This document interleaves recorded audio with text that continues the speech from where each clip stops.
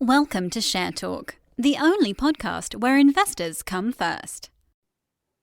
Hello and welcome to Share Talk. Today I'm joined by Yoav Keren, who's CEO at BrandShield, and by John Taylor, who's non-executive director at Shields. How are you today, gentlemen?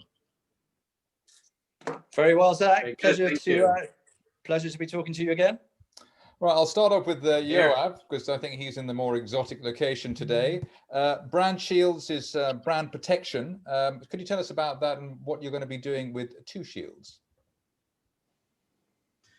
Yes, of course. So BrandShield is listing on AIM through an RTO process, taking over Shields, which is one of our investors.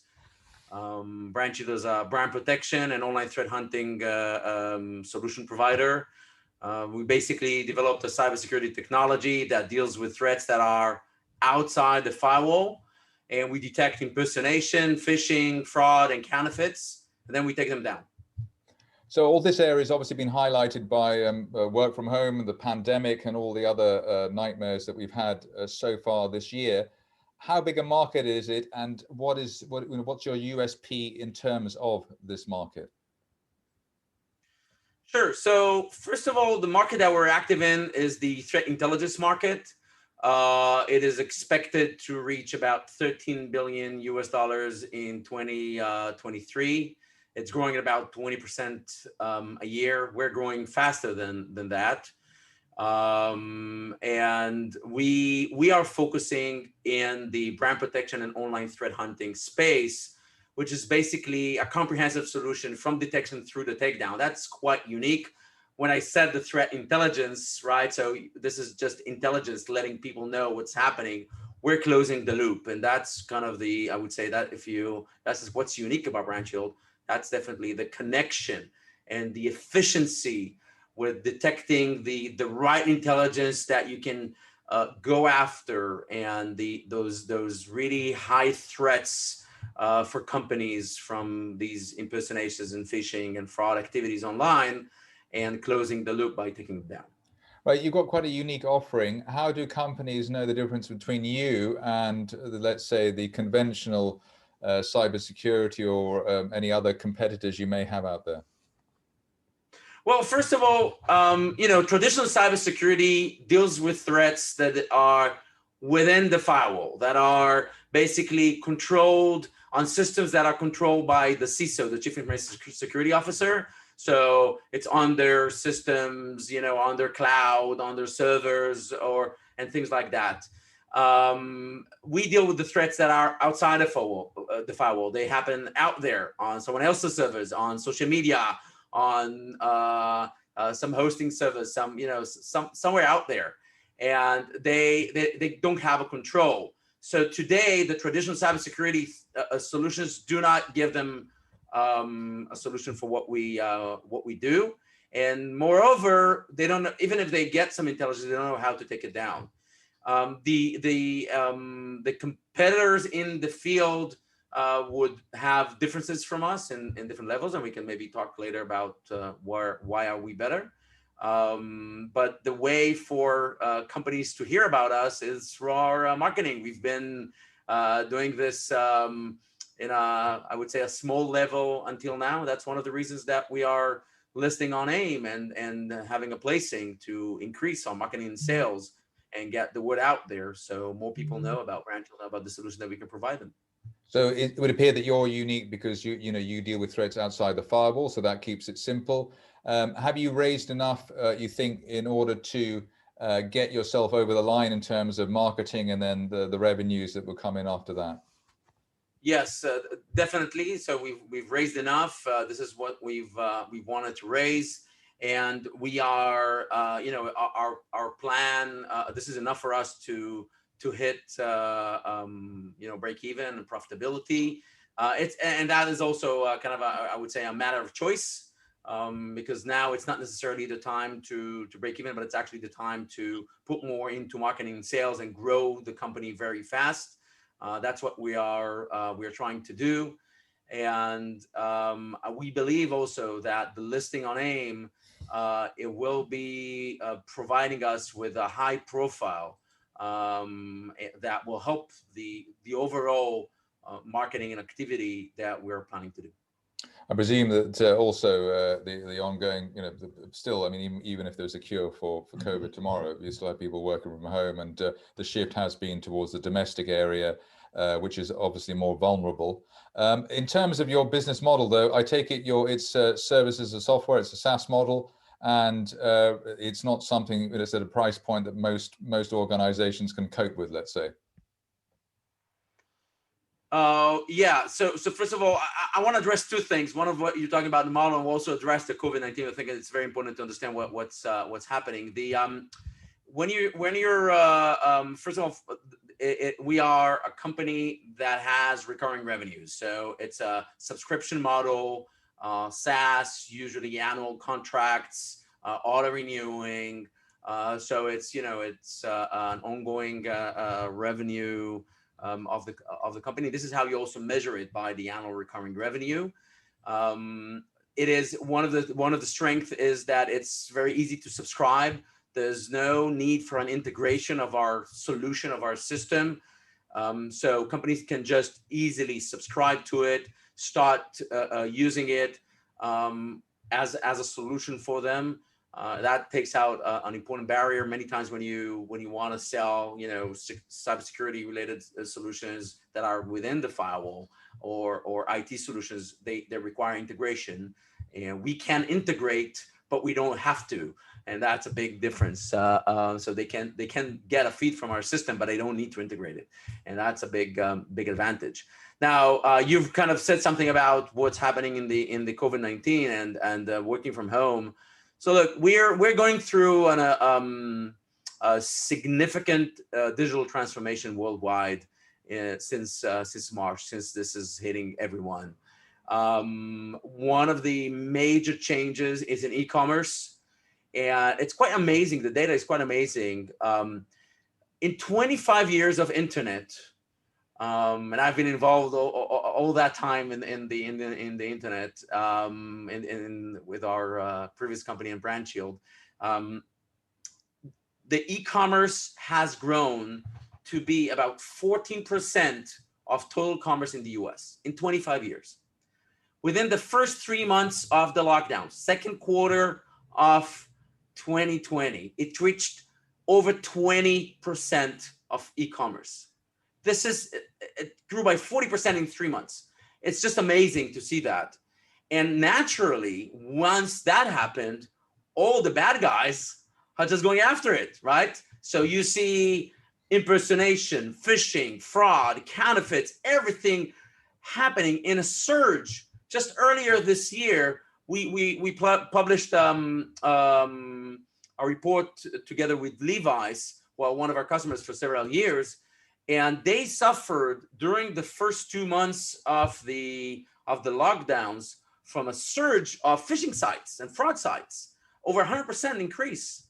We detected them and we took them down. And that's just an example to what many other companies were suffering and still suffering during during this crisis.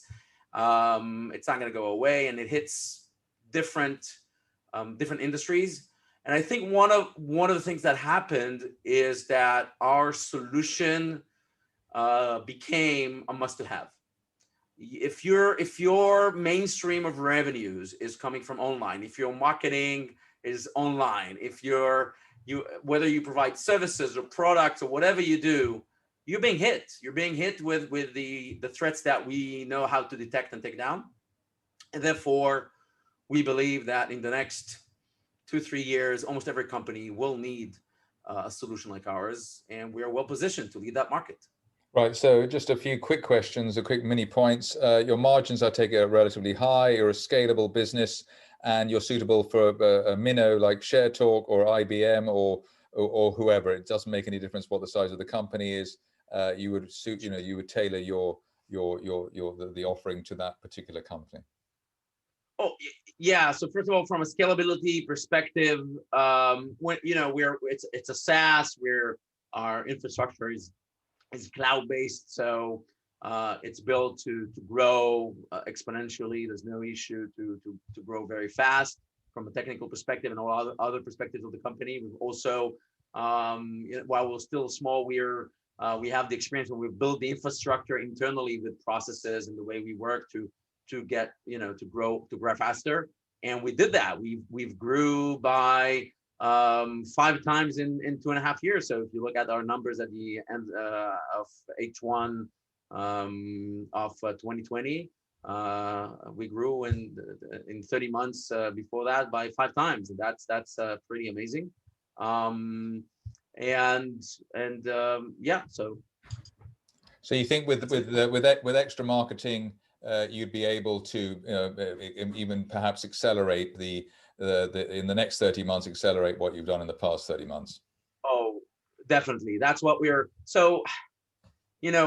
until the end of 2017, in a sense, I was the only sales guy in the company. And we were really selling kind of word of mouth. We've hired our chief revenue officer. Back then, Itai got more with a lot of experience and joined us. And then we added a little bit more people. We had a very limited budget for marketing and sales. And we still doing that. We grew very fast. We've built the infrastructure for getting more and more of our sales through digital, through online. And in March, we were forced to do only that. And that actually, we were ready. We were already kind of accelerating at that point our activity online.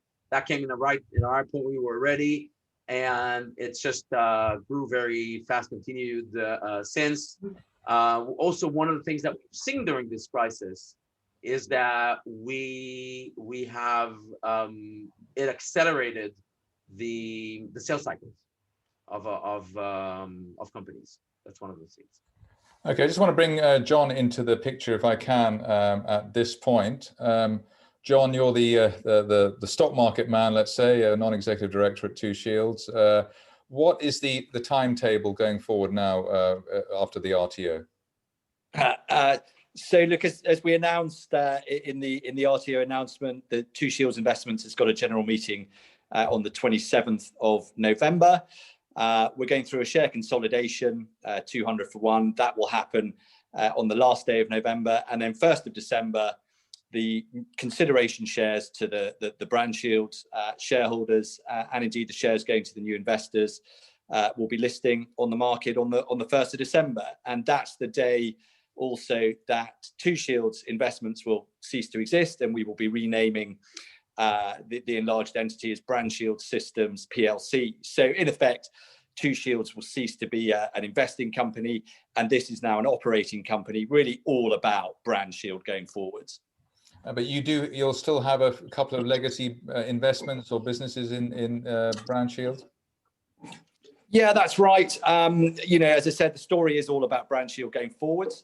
But we've got just under an 11% shareholding in a company called WeShop, social commerce play.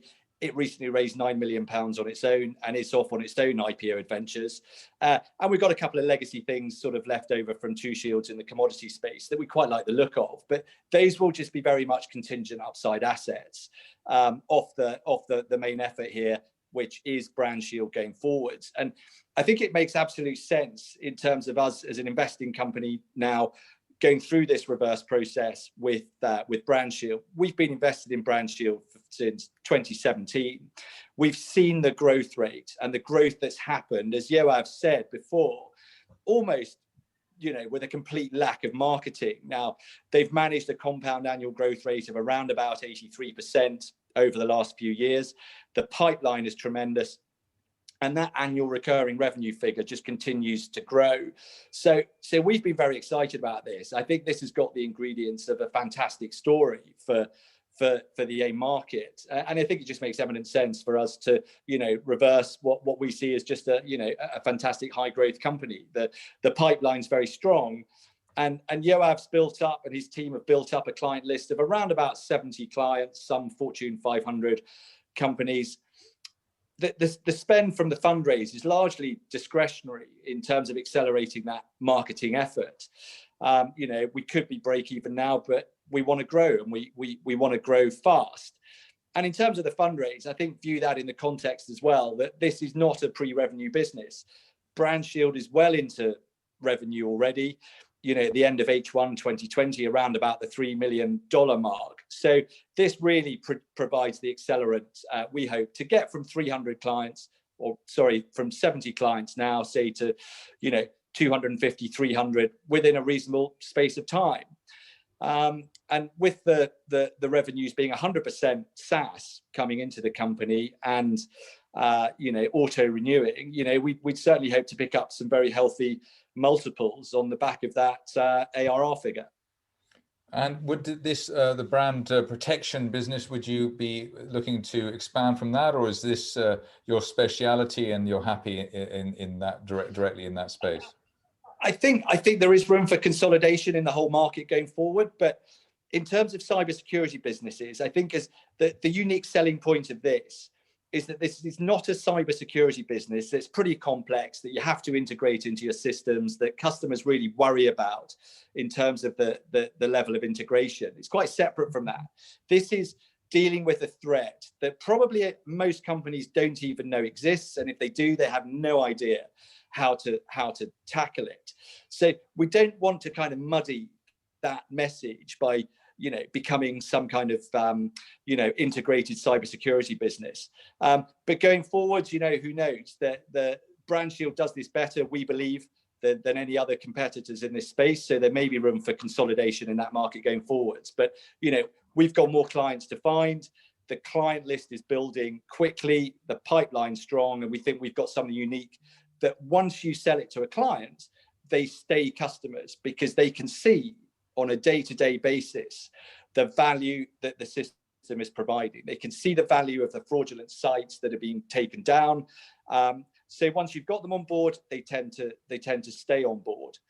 And getting them on board is a reasonably simple process too. The pitch is very compelling because the systems run against the brand you're pitching to, so they can see the plethora of threats out there. And therefore, because there is no integration, that sales cycle is compressing all the time. For small, medium, a matter of days. And even large conglomerates are, from the point of an inquiry into BrandShield, signing large annual recurring revenue contracts within the space of, a few weeks. Yoav Keren, CEO of BrandShield, and John Taylor, NED at Shields. Thank you very much indeed. You're welcome. Thanks.